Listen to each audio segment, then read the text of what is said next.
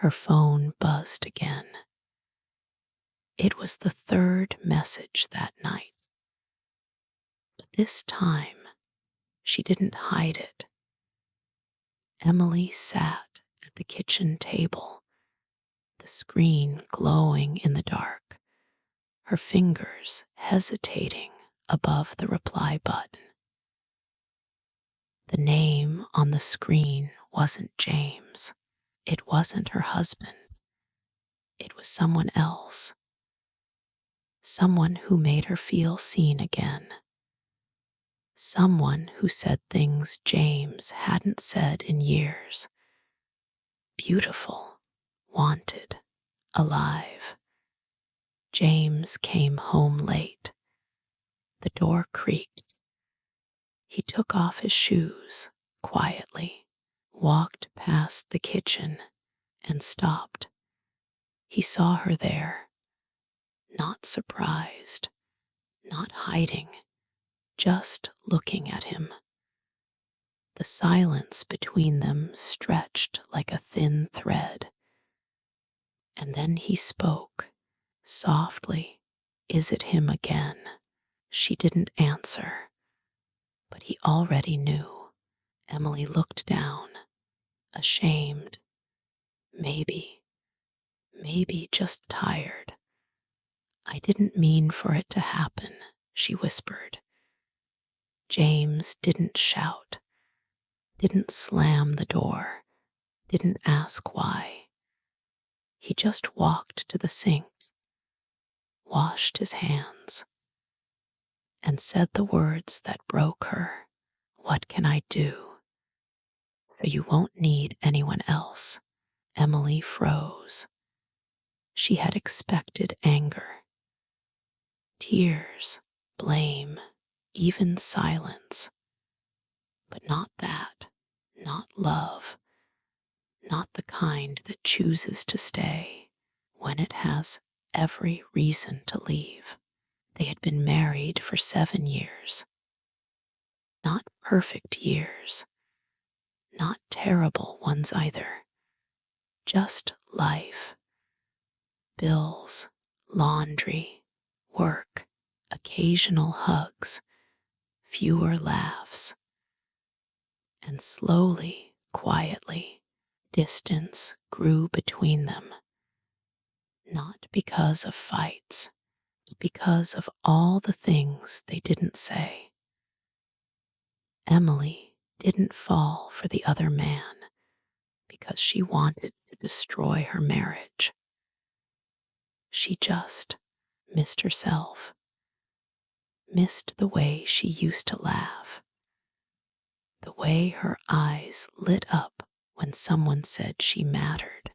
And James, he had become safe, reliable, steady, but in being strong, he forgot to be soft. That night, after his question, Emily couldn't sleep.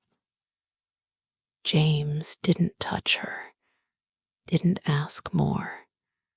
He just lay beside her, eyes open in the dark. She whispered, I'm sorry, and he answered, I know. The next morning, nothing dramatic happened. He made her coffee, just the way she liked it. No sugar, extra milk. She found a small note beside the cup. I still believe in us. Days passed. Emily stopped messaging the other man. Not because she was forced, but because something inside her was waking up again. Something called remorse, and something deeper, hope. One evening, she came home late. James was in the living room, fixing an old photo frame.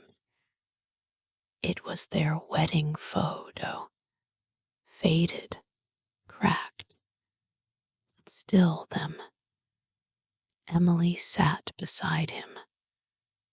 I don't deserve you, she said. James looked at her. I'm not trying to make you deserve me, he said.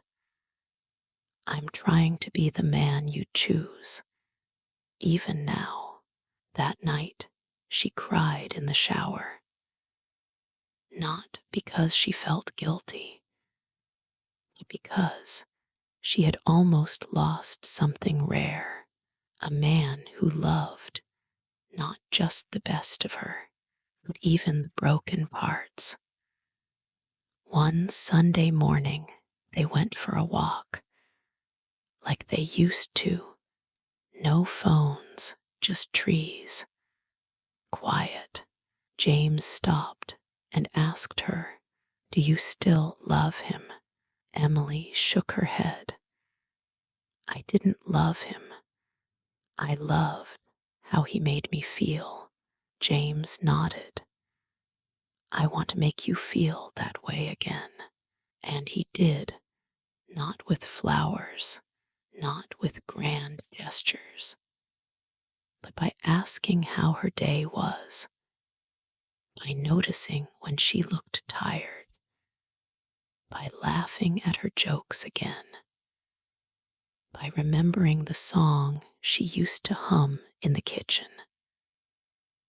Love didn't return overnight, but little by little they found their way back to each other, to themselves.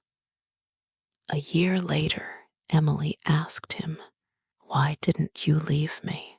James smiled. Because I saw you drowning, and I still remembered how you looked when you were shining. Sometimes people cheat not because they're cruel, but because they're lost, because something went silent inside, and they needed to feel alive again. But sometimes the real miracle isn't in falling in love.